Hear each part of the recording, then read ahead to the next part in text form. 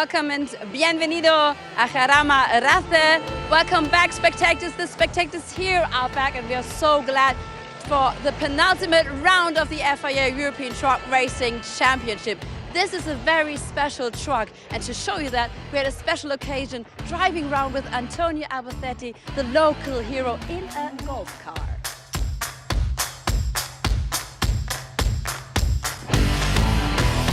Tu mecánico jefe, ¿sí? Your chief mechanic is always screaming un go cuando comienza, when you start. Do you need that from me today? Vale, ok, sí, sí, sí. Go! Pero esto no corre mucho. But we are so slow. You know, it is important when you start the races and you are starting behind the first row, you don't see the lights. It is important that someone tells you when to start. Este circuito es especial porque This is an old school circuit with very special curves. y tiene curvas muy especiales.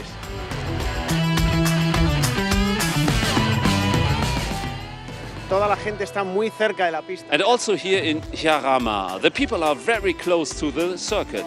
And even with the helmet on in the truck, you can hear them shouting or with their chainsaws. Cuando gritan o cuando se ponen con las bocinas. ¡Va, va, va!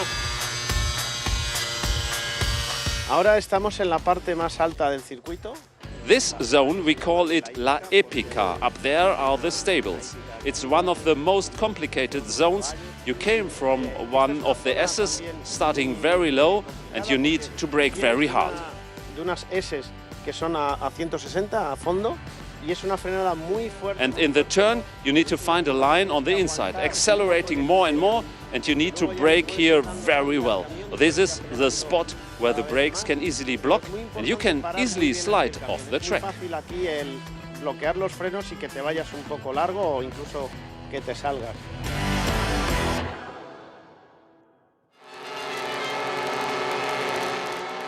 Hello everybody and welcome back to the FIA European Truck Racing Championship, and also welcome to Spain. We are here at Jarama. It's a beautiful circuit in San Sebastián de los Reyes, just north of Madrid, and as we heard from Antonio Albacete, it is one of those classic circuits that you really can't not like it really. It's got lots of motorsport pedigree. It's played host to 11 Formula One Grand Prix, so it's already got that furniture behind it. Just to prove it is a brilliant circuit, and we are going to see yet more action this weekend. The truck parade is just coming to a close. The drivers aboard at the top of the bus, just on their little parade as well.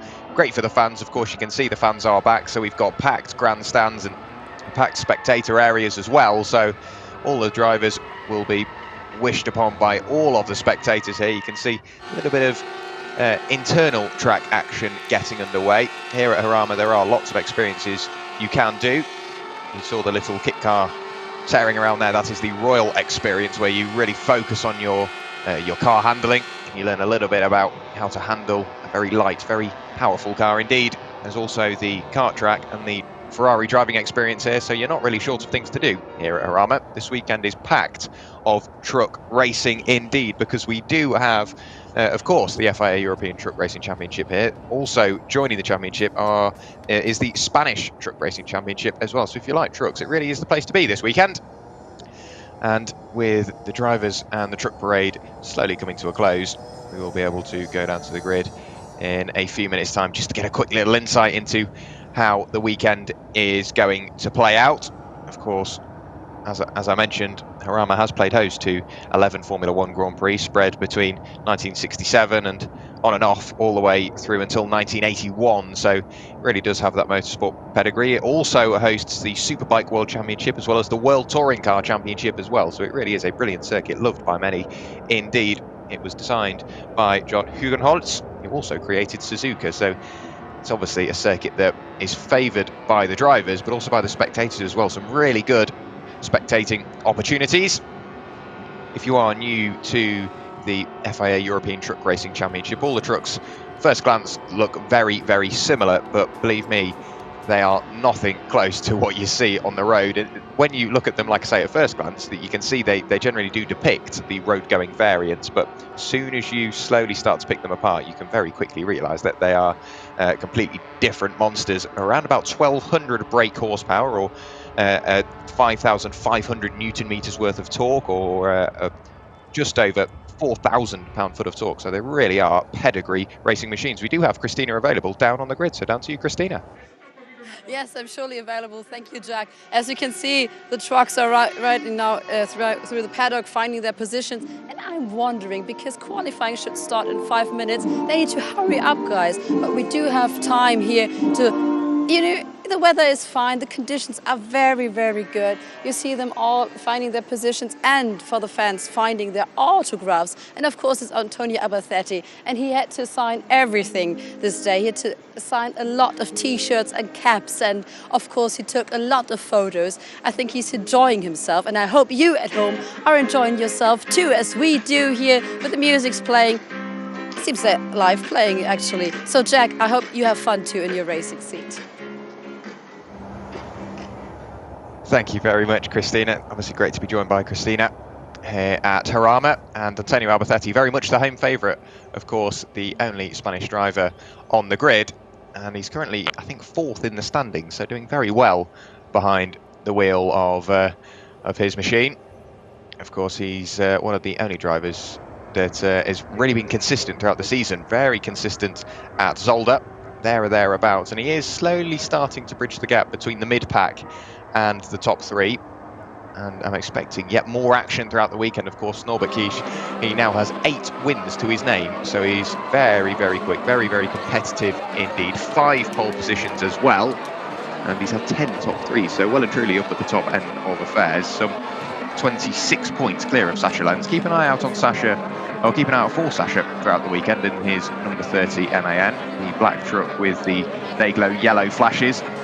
He's been there or thereabouts throughout the season as well, just struggles to really piece it all together. And of course, with qualifying and Superpole on the way, it can only really get closer. Superpole is, once again, if you are new to the championship, you have the standardised qualifying session, so that's where all trucks can take to the circuit and really start pushing for that lap time. If you do finish in the top 10 qualifying, you get the opportunity to better your position once again. So the top 10 from the qualifying session will go through to what is called a Superpole session, and that is where the top 10 for the first race of the weekend will be decided, and you'll slowly start to see the drivers really get the most out of their machines. Like I say, around about 1,200 brake horsepower, 5,500 Newton meters of torque, or just over 4,000 pound-foot worth of torque if you use that variation. Initially off the line, from a standstill, they're not massively quick. 0 to 20 isn't exactly anything to shout about, but as soon as the 13-litre single turbo engine really starts to spool up and that turbo comes into its own, it's got the same 20 to 100 mile an hour time as a Porsche 911 GT3 RS. And bearing in mind, these trucks weigh a very minimum of 5.3 tons. That is incredibly quick indeed. And 3.1 of those tons has to be over the front axle, so you can imagine just how light the tail end can get. You'll see lots of drifting throughout the weekend. If you see steam or white smoke, it's nothing really to worry about. You'll see steam emanating from the brakes, because all of these trucks, like I say, at a very minimum of 5.3 tons, the brakes have to be cooled by water as well, just to make sure they can remain within that operating window. However, if you do see black smoke, it is something to worry about, because it is one of those things that can, in fact, get you draw the attention of the race stewards. The first infringement will lead to a warning, but in the case of a second infringement, it could lead to an exclusion. So the trucks have to be, or the drivers have to be so careful, and the mechanics as well, to just to make sure these trucks are legal. And of course, minimising the black smoke really does help, because they all run on bio HVO diesel, which is 100% renewable. So Agreed Aside Motorsport, back down to Christina.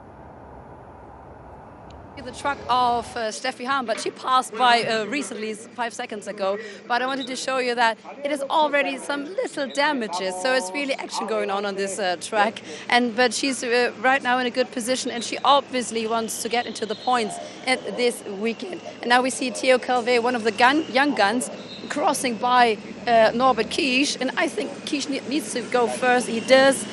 So everything is really good, organized down here.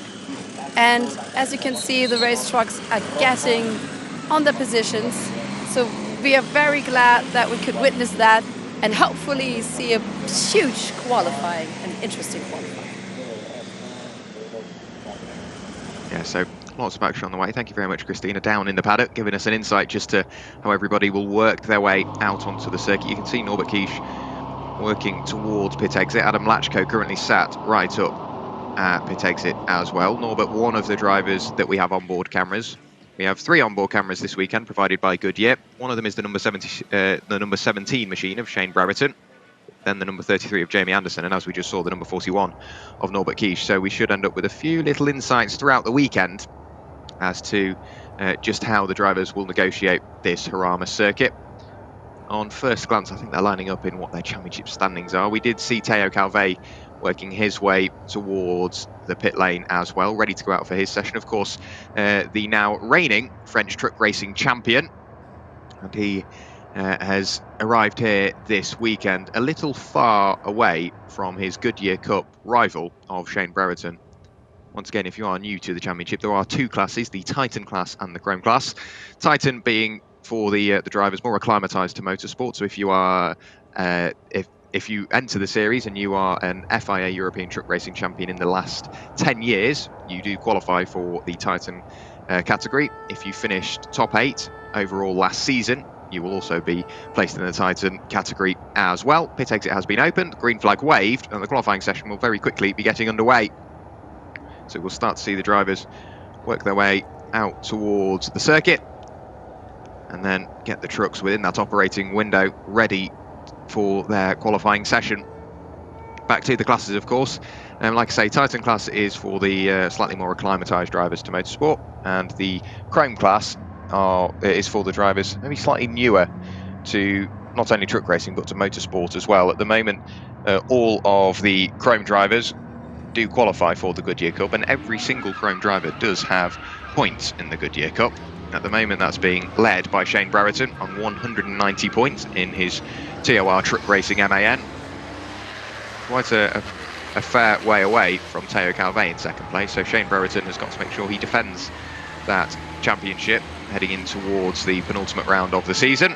And of course, in just a few weeks' time, we will head to Misano in Italy for the final round, round 8 of the season. We are here for round 7, races 17, 18, 19 and 20, so 4 races this weekend, 2 qualifying sessions, 2 Superpole sessions as well. So lots of action to look forward to. You can see there the number 55 of Adam Latchko sideways through, I think that's heading through Varzy and down towards Le Mans. Not necessarily a tight and twisty circuit. There are definite places for the trucks to stretch their legs. All these trucks are limited to 100 miles per hour or 160 kilometers an hour. And if you do go over that, you will receive a warning from the stewards, and then I do believe a penalty as well, because if you get caught overspeeding, obviously it gives you an unfair advantage, and the race stewards and race directors will be very hot on that as well. Of course, a massive thank you to our incredibly efficient circuit staff and marshals for allowing us to go racing. We wouldn't be able to go racing without them. There is the very bright number 66 MAN of Anthony Janiak working his way round as well. A few trucks haven't really attended every single round, but we have still had some very respectable grid numbers throughout the season. You can see there that's Norbert Kish and Adam Latchko. Adam, the 2017 champion, doing what he can to stay in touch with Norbert. He is still a fair few points adrift, but his main championship rival, being Sacha Lenz, just only 3 points ahead in the overall standings. Adam with 1 win to his name so far this season, but 10 top 3s, so very, very competitive indeed. Through the final corner we go, on towards the first flying laps. Of course, you can see the big old motorway on the left-hand side of the shot there. We are just north of Madrid, so traffic very quickly building up, and if you were driving by, why wouldn't you want to have a look? Norbert Kish down towards turn 1. Nuvolari, very, very tricky corner to get right. It can be quite deceptive. You've got to make sure you get the truck set up for a late apex and then minimise the oversteer on the exit. You can hear the tyres screeching away of the driving experiences available to you here at Jarama. And then through Le Mans we go. And it will be up, very slight incline towards Freightliner. Through the right-hander, and then it's back downhill a little bit again. Tricky braking turn. There's lots of undulation before we go back uphill again on the exit of Pegaso. And running slightly wide there, I think, Antonio Albertetti, just finding his feet, getting used to the circuit. It's a fairly hot day here at Jarama. At the moment, it is well and truly sunny, somewhat hazy as well. It's not really overcast. It seems somewhat humid as well at the moment. 43% humidity, 23 degrees centigrade, or 73 degrees Fahrenheit, depending on which one you use. So a fairly hot day. The track will only get hotter as the day wears on. Of course, the trucks will be out there working into the tarmac. The track will slowly start to rubber in as well. So it should only get grippier. Through Esses de Bugatti we go. And then uphill once again towards Monza. And you can see already visually Norbert Kiesche has had a very good lap because he's pulled away from Adam Latchko. We'll very shortly get the times up on the board. And we will start to be able to place drivers into their various positions heading in towards the Super Pole session. So 15 minutes of the session remaining. We're starting to see the first times be posted. Adam Latchko across the line, a 1 minute 58.543. Adam Latchko 8.5 tenths behind. And then coming towards the line, Antonio Albertetti a second away from our provisional pole time as it stands. And there is, I do believe that's Jochen Hahn about to cross the line. And he goes provisional P2, only 4.5 tenths away from Norbert Kiesche. Steffi Halm crosses the line, 1.5 seconds drift. And it's Theo Calvet in 5th place. A good lap from Theo. Now we're starting to see the times slowly start to work their way in. The trucks will slow down once they've crossed the line, get everything back, cooled down, ready for another flying lap. Of course, like I say, these trucks, they've got a very limited operating window. They can take to the circuit, set a very quick lap, but then immediately have to cool everything down, ready for another. There is Norbert Kiesche, getting everything cooled down, ready for another flying lap, I'm sure, in a few moments' time. We have seen Norbert post a couple of times, or maybe only one really flying lap in these qualifying sessions, return to the pit lane and just wait for the Super Pole session to work its way around. Looking towards the tail end of the order, Heinrich Clement-Hecker, 4.2 seconds adrift of our provisional pole time. Still just under 14 minutes of the session remaining, so still plenty of time for the drivers to improve upon their current times. The number 29, pardon me, in 15th place of Elia Koloc, one of the female drivers we have out on circuit this weekend behind the wheel of her Bagheera Freightliner. Slowly starting to see times be posted. Number 44 of Steffi Halm, currently sat in 9th place, 1.5 seconds adrift, not too far away from the number 11 of Andre Kurzim. So as soon as we get towards the mid-pack, as per usual, if you have watched the races so far this season, the mid-pack is really where the battles are. At Zolder we saw some brilliant battles as well. One of note I believe was between Stefan Faas. I think that was Rene Rayner got caught up in that battle as well. Luke Garrett has been slowly piecing his season together. He's definitely been getting quicker as the season wears on. So coming through the final corner now, are we going to see drivers improve upon their times? Norbert Kiesche comes in towards the pit lane, so too does Adam Latchko. There goes Stefan Faas. He is going on to another flying lap, so we may see yet further improvements. 12.5 minutes of the session still to go, so plenty of time for drivers to improve. The Tank Pool 24 Racing Scania heading in towards turn 1, a slight left kink before we get towards Nuvolari. Through the tricky long right-hander we go, trying to find a gear, make sure the turbo remains spooled up, and then through Fangio and Ferrazzi. And then in towards the left-hander at Le Mans. And it's a very quick switchback through Freightliner and then Pegaso. But we'll have to keep an eye on Stefan Faas, one of the only drivers, I believe, at the moment to go out and attempt an improvement. Stefan Faas, as it stands, down in 13th place, a 2 minute 1.488 posted. just under 3 seconds away from Norbert Kies's provisional pole time. Very quick lap from Norbert. Getting under 2 minutes around here is a challenge, so Norby in the 1:58, very quick indeed. So around Portugal we go, and then back down towards the SS di Bugatti, and we will slowly start to see in the next sort of 5 minutes the drivers once again retake to the circuit, attempting to improve upon their time. 11 minutes of the session remaining now. Still looking at Stefan Faas, and a little flick of oversteer. That will cost him momentum as he goes up the hill once again towards Monza. It's a very tricky corner to get right, with of course the elevation change starting at the exit of the corner. It's a very important corner to get right as well, because if you lose a couple of miles an hour on the exit, it will massively impede your run up the hill, and then through the final corner you've got to be so brave not to run wide. Stefan Faas pushing the limits, coming towards the line now. Can he improve upon his time? Currently sat in provisional P13, breaks the timing beam now, does improve his time, does improve his position, only by 1 position however. A 2 minute .799, call it a 2 minute .8 for argument's sake. 2.2 seconds away from Stefan Faas. I do believe we have another truck coming towards the line now. That is one of the Bagheera Racing Freightliners, potentially Elia Kolach. It was Teo Calvé coming towards the line. He does improve upon his time, improves upon his position as well. A 1 minute 59.630 posted.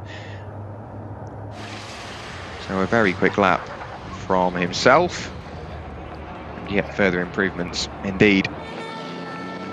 So Teo Calvé once again showing us that the Chrome class title contender, the French truck racing champion, really does have the potential to work his way in towards that title class, and if he stays with us next season, it wouldn't surprise me if he does. So, track limits warning for the number 17 at turn 5. So Shane Brereton, he's had a lap time deleted. At the moment, we'll try and figure out where he is. Number 17 is down in 13th place at the moment, a 2 minute .989. Currently the fastest time for Shane. Whether that is the time that has been deleted, I don't know, but we'll see him return to the circuit, I'm sure, to get yet further improvement. Stefan Faas on another quick lap, which surprises me. Like I say, these trucks, they do need a little bit of time to cool down to get back within that operating window. Much smoother through there that time for Stefan Faas. And then back up towards Monza we go. Quick flick through the right-hander, and Stefan Faas will be coming towards the line, hopefully to improve in a few moments' time. Down to you, Christina, you have an interview. Yes, thank you very much. I'm here with Mattias Gerlach, and you might know him from Instagram because he has got over 60,000 followers, and now he's following truck race. Why? On Instagram, I have more social media because I have Facebook, YouTube, TikTok, alles. I going first time here, this place, because Apollo talked to me. You going? It's possible, yeah. I Monday unloading on the Madrid. It's my trailer. It's the best weekend now because this is possible. I going here. Yeah? It's super, the best team Apollo, because now I'm ambassador. Yeah, it's ambassador company Apollo. It's very nice place. Yeah. So he surely, you heard it, the ambassador, and he's also joining Shane Brereton, who's got a little bit, some kind of troubles. You saw Shane crashing into the barriers earlier this day. Did you see that? The Shane, he going on the road. Yes, I going in the little crash. Yeah, it's he going first round. This is normal, yeah, because this is sport. It's alles guys and Shane. This team Apollo, it's a very nice place.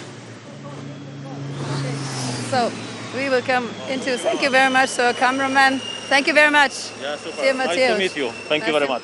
Nice to meet you too. Okay. Yeah. A quick word down in the pit lane, and a very helpful cameraman just letting Christina know that Teo Calvé was returning to the pit lane. There is the number 86 machine of Luke Garrett heading out to hopefully improve upon his time once again. Then the number 25 machine of Heinrich Clementecker. I do believe that truck will be for sale after the final round of the season at Misano. So if you are in the market for an MAN race truck, give Heinrich Clementecker a ring, and I'm sure he will be able to sort you out with that truck. But as the session still wears on, 6 minutes and 20 seconds of the first qualifying session of the weekend still to go. There is Stefan Fast cooling the truck down once again, surely heading in towards the pit lane. I do believe he has extracted every ounce of performance out of that truck as it stands. Down in 12th place, there is Adam Latchko's Freightliner. Initially on first glance, with 3 Bagheera Freightliners out on circuit this weekend, you may think they look very, very similar at first glance, but to pick between them, Teo Calvé is in the Freightliner with the blue flashes, so it has a blue fifth wheel, blue headlight covers and blue wing mirrors. Ilya Koloch, all the same, but in red, and Adam Latchko's all the same, but with Dayglow yellow flashes. There's the truck you cannot miss this weekend, the number 66 of Anthony Janiak. You can hear the JARAMA experiences working their way through the infield. The little kit cars just there and rotating through the almost autocross section in the middle of the circuit. So plenty to do here at JARAMA. More trucks crossing the line to go on to more flying laps. And we will slowly start to see the times tumble down, and improvements may become in the closing stages of the session. Still Norbert Kieschup at the head of affairs. I don't think we'll see him return to the circuit, but we'll have to keep an eye out just in case he decides there is a little bit more time out there. The number 33, is Jamie Anderson, has had a track limits warning and a lap time deletion because of gaining an unfair advantage whilst off the circuit. You will see around there are marker boards on the entry, apex and the exit of the corners just to denote where the track limits are, and of course they need to be quite tall, well and truly, when you're racing these trucks, because it's so difficult to see the curbs. By the time you realise where they are, you can pretty much be on them, if not over them. So you will see a few marker boards stood proud at the side of the circuit, and that is just to let the drivers know where they can and can't use all of the track. Stefan Fast has had a lap time deleted due to making contact, I believe, with a penalty marker, and Jamie Anderson was because of the same. There is Jamie Anderson through the final corner in the number 33 MAN, coming towards the line and potentially going to improve upon his time. And I do believe, Christina, you've got some quite useful information down in the pit lane. Yes, I'm here with Stefan Fast. The windshield is broken. Deine Windschutzscheibe sieht nicht so richtig gut aus. Was ist passiert? What happened? Die Windschutzscheibe hatte vorher schon einen Riss. Und jetzt auf die Beschleunigung hin, auf die 160, ist sie auf einen Schlag gebrochen. So it had a crack earlier, and due to speeding up to 160 kilometers per hour, it broke completely. Are you able to switch that? Also ihr könnt es noch tauschen jetzt? Ja, wir tauschen das jetzt. Wir holen jetzt die Freigabe, dass wir im Park Vermeer am Auto arbeiten können, und dann tauschen wir die Scheibe. Okay. Schon vorbereitet alles. Alles klar. Danke. Good luck. So they're trying to switch the windshield as quick as possible. Of course, you have to talk to all the officials, getting the permission to do that in the Park Vermeer. Everything is ongoing. It's all prepped, and he seemed very calm, didn't he? Yeah, he did indeed. If I was driving 160 kilometers an hour and my windshield decided to do that, I would be, somewhat on edge. But it just shows that these trucks, with them being almost a completely flat front, the air will struggle to escape, and a slight crack in the windscreen can really evolve into something rather dangerous very quickly. I'm sure the team working hard to get that windscreen replaced, and of course safety has to be the #1 priority, so they'll get that fixed, get that truck signed off by the circuit officials and the championship officials as well, just to make sure that that truck is safe to return to the circuit under racing conditions. I'm sure we will see him out for the first race of the weekend, potentially even Super Bowl if they can get it fixed extra quick, but I very much doubt that will happen. 2 minutes of the session remaining at the moment. See Anthony Janiak and Jamie Anderson currently out on flying laps. There is Shane Brereton pulling over towards the left-hand side, just making sure he gets out of the way of Janiak and Brereton. So at the moment, Brereton down in 14th place. Can he improve upon his time? Crosses the line now, and we don't see any improvement from Janiek, and I don't believe we see any improvement from Anderson either. No, we don't. So, not really what we're looking for, but with 1.5 minutes of the session remaining, they will both get another lap. That could have been maybe just a warm-up lap, getting the truck up to temperature, and then going back out once again to attack the JARAMA circuit, getting ready to improve upon their times. And we'll very quickly see them come back into Sharton, potentially rather sideways as well. Somewhat the way to drive these trucks. The steering wheel doesn't really do that much apart from correct all the oversteer that these trucks get. You can very much steer them with the tail end and the power. Like I say, you've got over 5,500 Newton meters worth of torques, so that's a hell of a lot underneath your right foot. That's Jamie Anderson working his way up the inside of Janiek, so we could potentially see an improvement from Anderson. He's really pushing forward now. From Anderson, yes. Anderson now working his way through the S's. You can see the elevation change there. The camber works with you and then against you on the way through. And Janiek will bring an end towards his qualifying session because he won't get round to the line in 30 seconds. So expect to see that truck return towards the pit lane. And that will bring an end to Janiek's session. At the moment, he is in 11th place, so he has just missed out on Superpole. And with Anderson on an even quicker lap, we could slowly start to see a few more drivers get demoted out of the Superpole session. At the moment, Rene Rayner is the driver at risk. Through the penultimate corner we go. Jamie Anderson getting very, very close to the marker. And then through the final corner we go. Pushing towards the line, checkered flag in the air. And Jamie Anderson crosses the line. Does he improve? Yes, he does. Just misses out on Superpole. Missed out by around about 3/10 of a second. And that's only good enough for 11th place, a 2 minutes, .648. So Jamie Anderson won't be too impressed with that. But 11th place, not too bad of a position to start the first race of the weekend. The top 10 very much still in the air, of course, with the Superpole session on the way. We will see the drivers battle it out for those final top 10 places, and we will get the confirmed grid for race 1 come the end of Superpole session as well. So now anybody out on circuit, if they're coming towards the line to complete their flying lap, they will take the checkered flag, and that will bring an end to the qualifying session, and nobody can go on to another flying lap anymore. So in between this qualifying session and Superpole session, the Spanish Truck Racing Championship will take to the circuit for the first race of their weekend, and then as and when the Spanish Truck Racing Championship bring an end to their first race, we will see the first race for the FIA European Truck Racing Championship. We will be back live once again here from JARAMA. You can see the Ford F-Max advertising in the background. The Ford F-Max is the official truck of the FIA European Truck Racing Championship. It was designed and tested by around about 500 Ford engineers over a 5-year period, and it was well and truly tested throughout 11 countries, 4 continents, 233 prototype units, and over 5 million kilometres worth of road testing. So it really is a brilliant piece of equipment, is the Ford F-Max. We will see that, I'm sure, a little later on, as the qualifying session is just wearing down. We will soon get the Superpole session underway.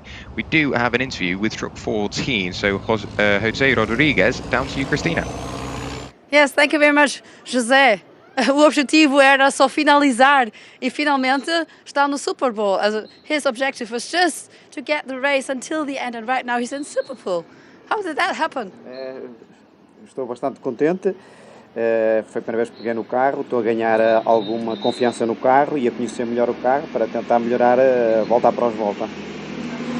So he's super happy and he's really getting some new, right confident behavior in his truck. So he's trying to get ready now. Good luck. As you can see, they need to get started. So the Portuguese came here with all his family, his father and his son. They're competing as well in the local championship. So the 3 generations of Portuguese here. That's the good news. Yeah, it is indeed. looking forward to seeing how Jose gets on throughout the weekend in the number 14 machine. I'm sure we will see a lot more of him. And just waiting for the drivers to get ready for their Super Pole session. As we heard there, the Super Pole session is almost getting underway. The top 10 drivers that will be entering the next session will be Norbert Kish, the number 1 of Jochen Hahn, then it's Adam Latchko, Sasha Lenz, Antonio Albertetti, Teo Calvé, Jose Rodriguez, then it's Andre Kurzim, Steffi Harm and René Reiner, all vying for those top 10 places here at JARAMA for the first race of the weekend. And it won't take long before the session gets underway. You can see the red light still illuminated at the tail end of the pit lane.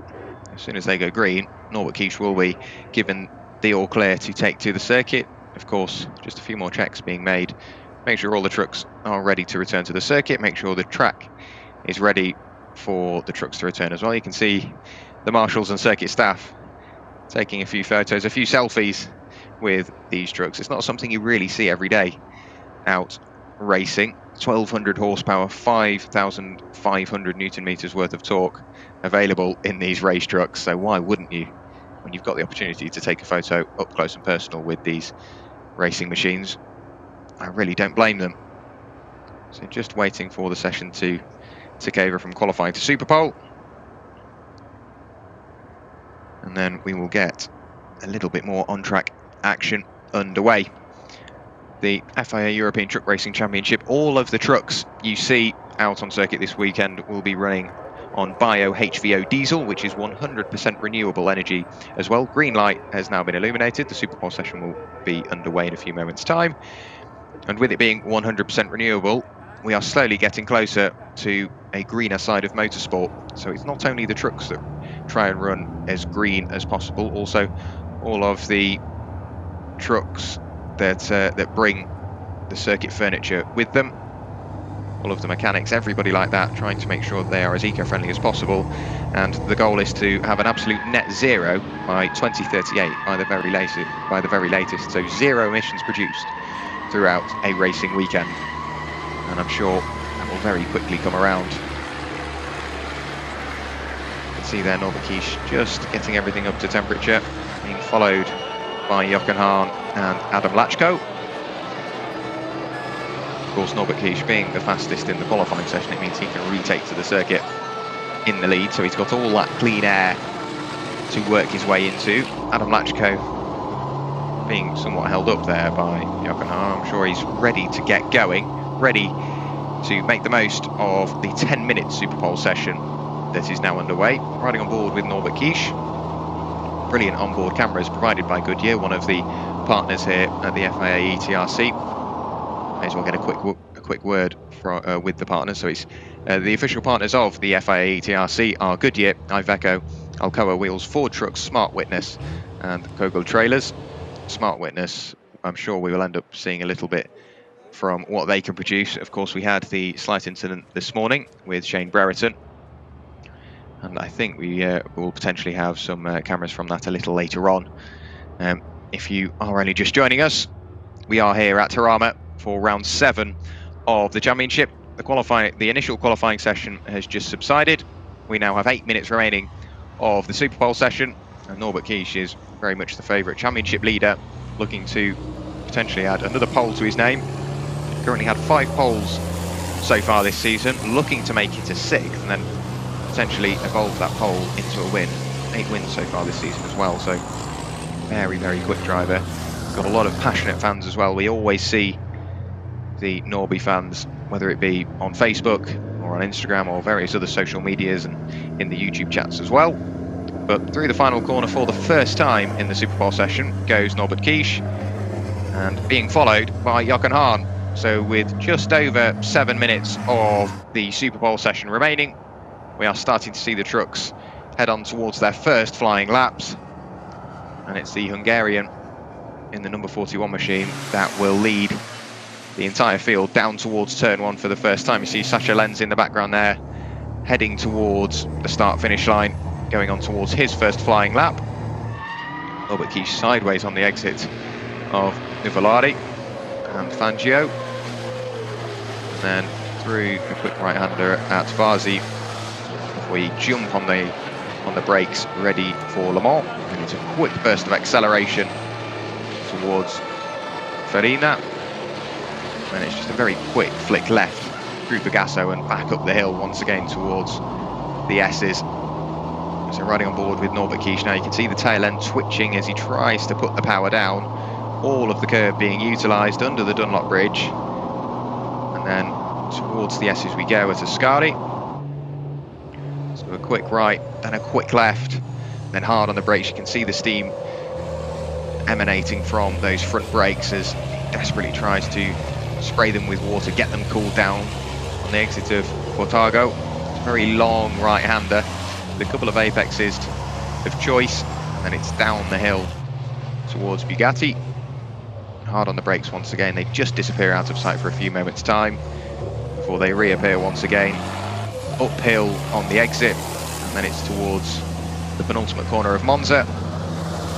Norbert Kish well and truly on an absolute mission. You can see how much time he's pulled away from Jochen Hahn. Jochen Hahn, no stranger to truck racing. He is the 2011, 2012, 2013, 2016, 2018 and 2019 champion of the FIA European Truck Racing Championship. And of the years he didn't finish first, he finished second. So in 2014, 15 and 17, he finished second in the championship. Norbert Kish crosses the line, a 1 minute 58.203 posted. Then it's Jochen Hahn next with a 1 minute 58.902, some 7 tenths away from the provisional pole time. Then it's Adam Latchko a second away. Can Sascha Lenz work his way in towards the top 3? Yes, he can. Provisional P2 for Sascha Lenz. Only a quarter of a second away from Norbert Kish, and now we're seeing everybody else post their relative times.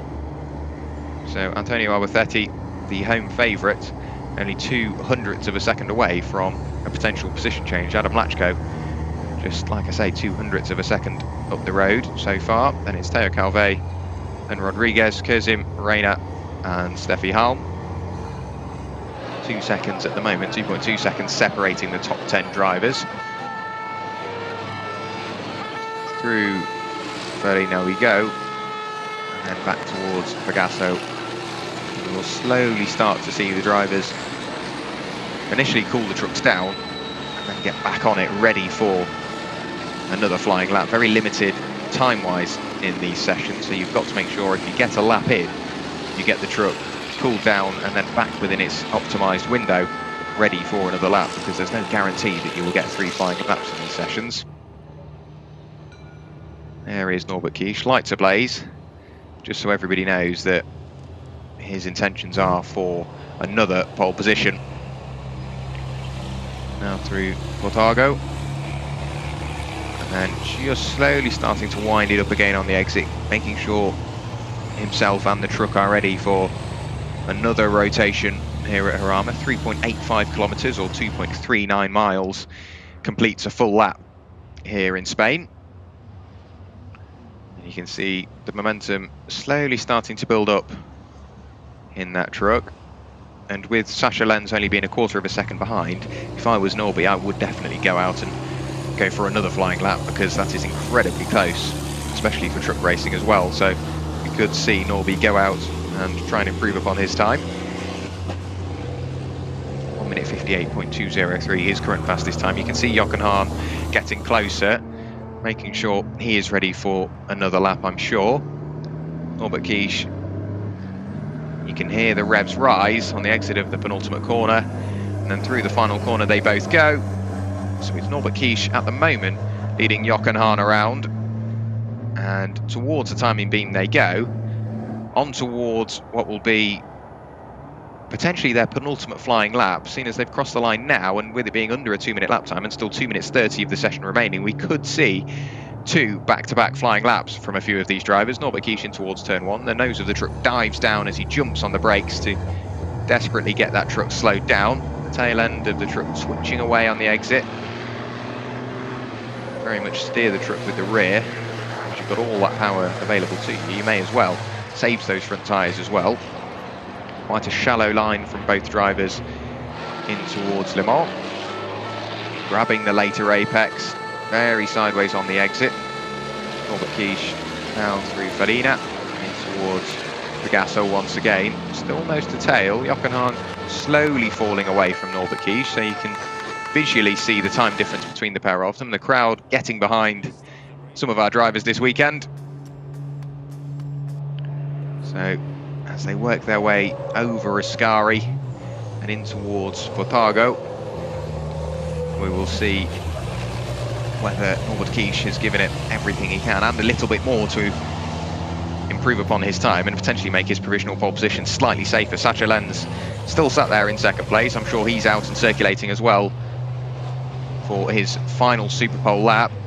Norbert Kies heading now through Bugatti and then up towards Monza. It would be great to get an on-board from Norbert through that final corner just to visually see how quick he can take that and whether he can take it flat out as well. So through Monza we go, and then it's the quick burst down towards Tunnel, where of course we saw the incident, and Norbert Kies has abandoned that lap, evidently not happy with the improvements.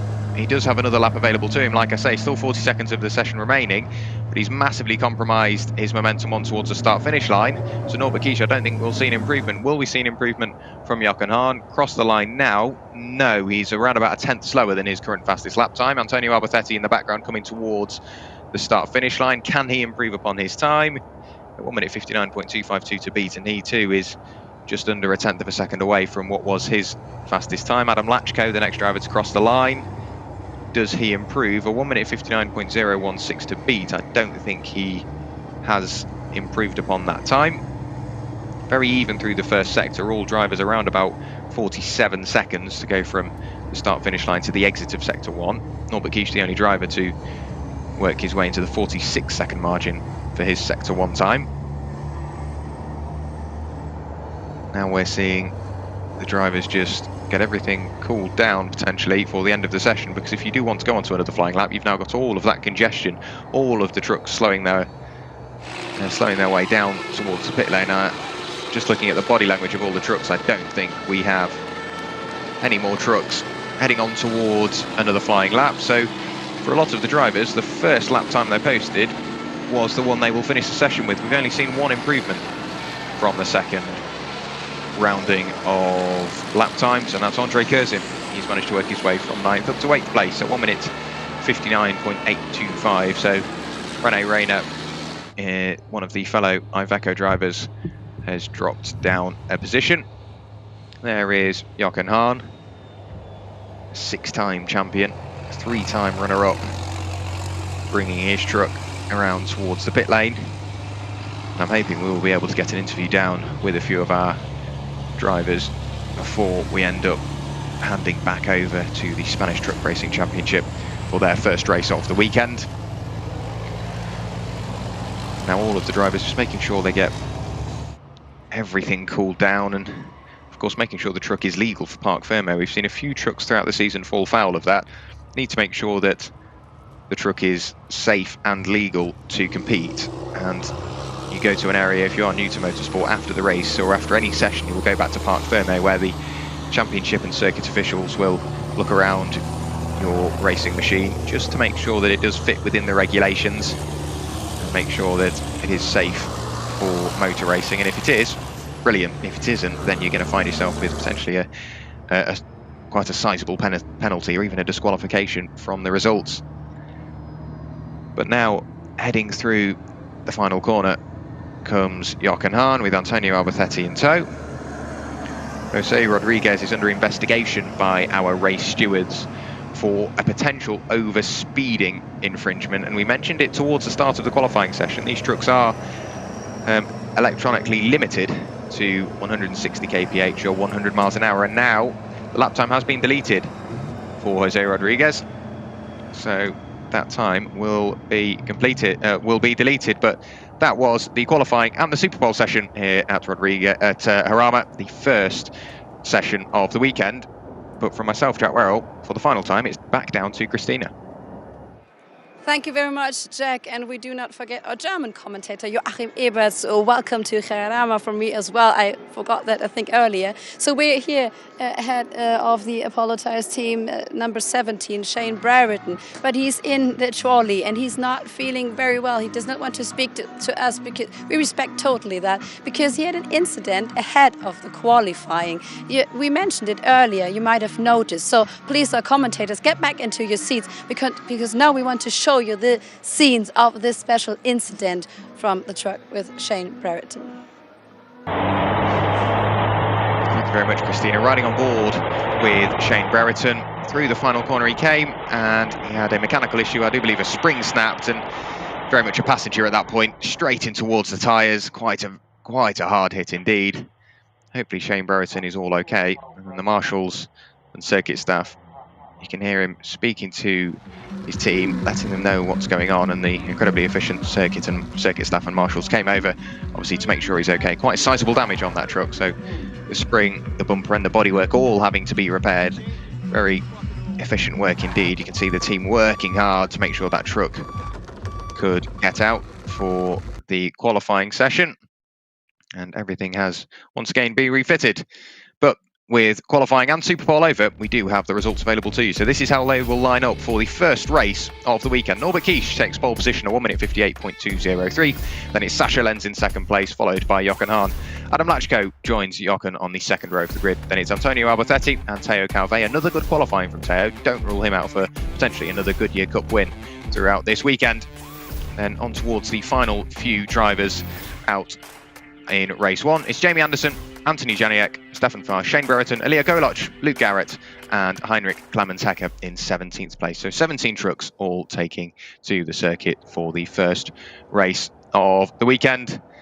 And as the track falls quiet once again, the Spanish Truck Racing Championship will take to the circuit as well. But I do believe that will be all from us until race one. That will take place just a little later on. Of course, we are around about 1 hour behind schedule with the circuit furniture being repaired due to that incident we just saw there from Shane Brereton. But back down to you, Christina. Yes, as you said, we have a 1 hour delay, and we're delighted to see you back then on our YouTube channel or directly on the homepage of the FIA ETRC. I'm standing here in front of the stands, and it's really great to see all the people. I mean, they've been here for hours and they're still in such a good mood because the Spanish, as you said, Truck Championship will take place right now. We've seen a lot of good competition, but it's yet to start this weekend at JARAMA Rathe. So, yes, I think we will see you soon ahead of race one. Until then, have a good time.